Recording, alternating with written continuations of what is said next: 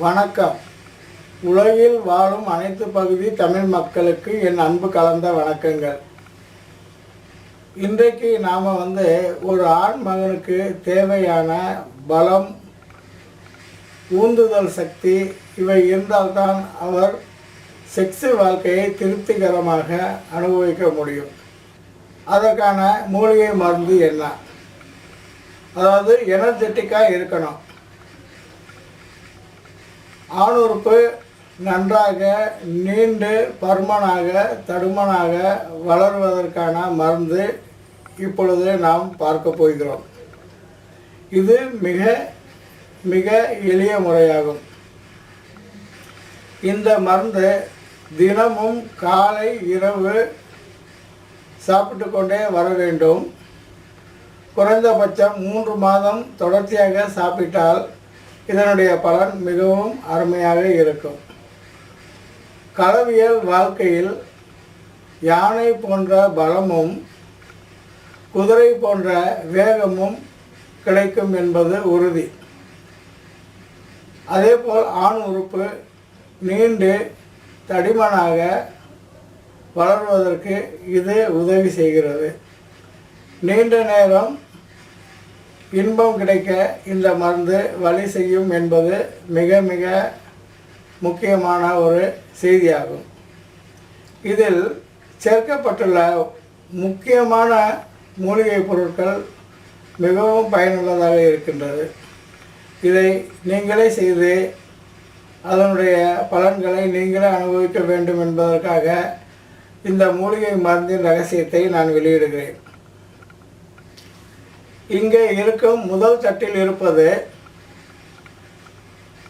ஜாதிக்காய் என்று அழைக்கப்படும் ஒரு மூலிகை. இரண்டாவது தட்டில் இருக்கும் மூலிகை பூனைக்காளி விதை. மூன்றாவதாக இருக்கும் ஒரு இனிப்பான பொருள் நாம் தினமும் பயன்படுத்தி வரும் சர்க்கரை, வெள்ளை சர்க்கரை.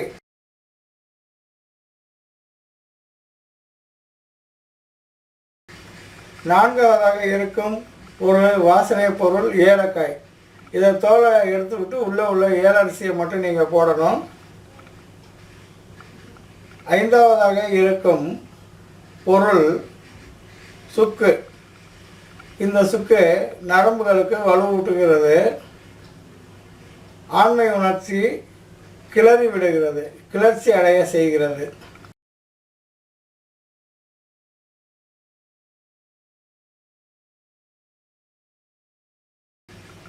ஆறாவதாக இருக்கும் பொருள் கிராம்பு.